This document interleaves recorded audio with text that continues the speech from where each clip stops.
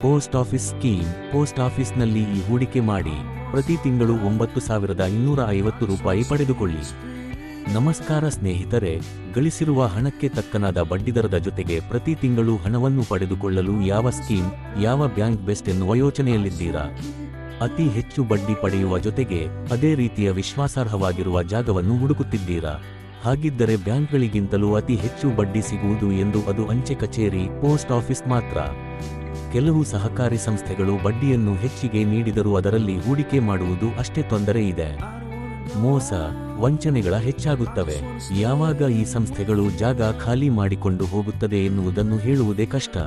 ಆದ್ದರಿಂದ ನಿಮ್ಮ ಹಣ ಸಂಪೂರ್ಣ ಸುರಕ್ಷಿತವಾಗಿ ಇರಬೇಕು, ಜೊತೆಗೆ ಹೆಚ್ಚಿಗೆ ಬಡ್ಡಿ ಸಿಗಬೇಕು ಎಂದರೆ ಅಂಚೆ ಕಚೇರಿಗಿಂತಲೂ ಮತ್ತೊಂದು ಜಾಗವಿಲ್ಲ.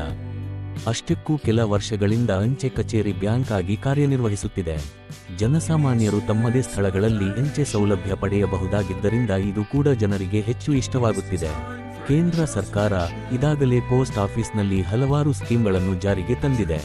ನಿಮಗೆ ಅಗತ್ಯವಾಗಿರುವ ಯೋಜನೆ ಕುರಿತು ಅಂಚೆ ಕಚೇರಿಗೆ ಭೇಟಿ ಕೊಟ್ಟು ಮಾಹಿತಿ ಪಡೆದುಕೊಳ್ಳಬಹುದು. ಮಕ್ಕಳಿಗೆ, ಹಿರಿಯ ನಾಗರಿಕರಿಗೆ, ಮಹಿಳೆಯರಿಗೆ ಹೀಗೆ ವಿವಿಧ ಉಳಿತಾಯ ಸ್ಕೀಮ್ಗಳು ಇದಾಗಲೇ ಜಾರಿಯಾಗಿವೆ. ಇಲ್ಲಿ ಹೇಳ ಹೊರಟಿರುವುದು ಅಂಚೆ ಕಚೇರಿ ಮಾಸಿಕ ಉಳಿತಾಯ ಯೋಜನೆಗೆ ಕುರಿತು. ಕಳೆದ ವರ್ಷದ ಅಂದರೆ 2023ರ ಬಜೆಟ್ನಲ್ಲಿ ಈ ಬಗ್ಗೆ ಘೋಷಣೆಯಾಗಿದ್ದರೂ ಇದರ ಬಗ್ಗೆ ಹೆಚ್ಚಿನ ಮಂದಿಗೆ ತಿಳಿದಿಲ್ಲ.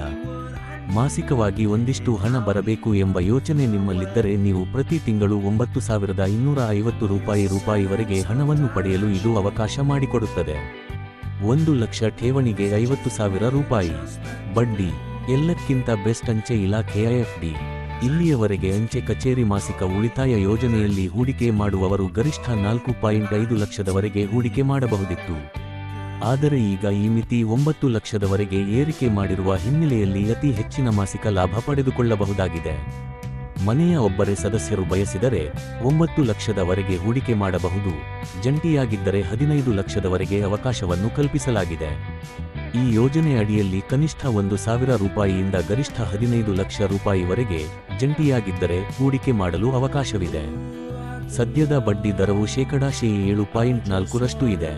ಬಡ್ಡಿ ಪ್ರತಿ ತಿಂಗಳ ಕೊನೆಗೆ ನಿಮಗೆ ಲಭಿಸುತ್ತದೆ. ಒಂದು ವೇಳೆ ಪ್ರತಿ ತಿಂಗಳ ಬಡ್ಡಿಯನ್ನು ಹಾಗೆಯೇ ಇಟ್ಟು ಒಟ್ಟಿಗೆ ತೆಗೆದುಕೊಳ್ಳೋಣ ಎಂದುಕೊಂಡದ್ದೇ ಆದರೆ ನೀವು ಹಾಗೆ ಮಾಡಬಹುದು. ಆದರೆ ಹೆಚ್ಚುವರಿ ಬಡ್ಡಿ ಲಾಭ ನಿಮಗೆ ಸಿಗುವುದಿಲ್ಲವಷ್ಟೇ. ಈ ಯೋಜನೆಯ ಅಡಿ ಹೂಡಿಕೆ 5 ವರ್ಷಗಳದ್ದು. ಯೋಜನೆ ಆರಂಭ ಮಾಡಿದ ಮೊದಲ ವರ್ಷ ನಿಮಗೆ ಹೂಡಿಕೆ ಮೊತ್ತವನ್ನು ತೆಗೆಯಲು ಅವಕಾಶ ಇಲ್ಲ. ಒಂದು ವೇಳೆ 3 ವರ್ಷಗಳ ಒಳಗೆ ಅಂದ್ರೆ 1 ವರ್ಷದಿಂದ 3 ವರ್ಷದ ಒಳಗೆ ಠೇವಣಿ ನೀವು ಹಿಂದಕ್ಕೆ ಪಡೆದುಕೊಂಡರೆ ಒಟ್ಟು ಅಸಲಿನ ಮೊತ್ತದಲ್ಲಿ %2 ದಂಡ ವಿಧಿಸಲಾಗುತ್ತದೆ. 3 ರಿಂದ 5 ವರ್ಷದ ಒಳಗಾದರೆ ಒಟ್ಟು ಅಸಲಿನ ಮೊತ್ತದಲ್ಲಿ %1 ದಂಡ ಕಟ್ಟಬೇಕಾಗುತ್ತದೆ.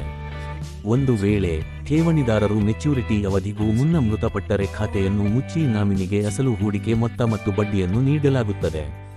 ನೀವು ಈ ಯೋಜನೆ ಅಡಿ 9 ಲಕ್ಷ ರೂಪಾಯಿ ಹೂಡಿಕೆ ಮಾಡಿದರೆ ಪ್ರತಿ ತಿಂಗಳು ₹5,550 ರೂಪಾಯಿ ಲಭಿಸುತ್ತದೆ. ಜಂಟಿ ಖಾತೆಯಲ್ಲಿ 15 ಲಕ್ಷ ರೂಪಾಯಿ ಹೂಡಿಕೆ ಮಾಡಿದರೆ 9,250 ರೂಪಾಯಿಗಳ ಬಡ್ಡಿ ಲಾಭ ಸಿಗುತ್ತದೆ. ಇದರ ಬಡ್ಡಿದರ ಈ ರೀತಿ ಇದೆ.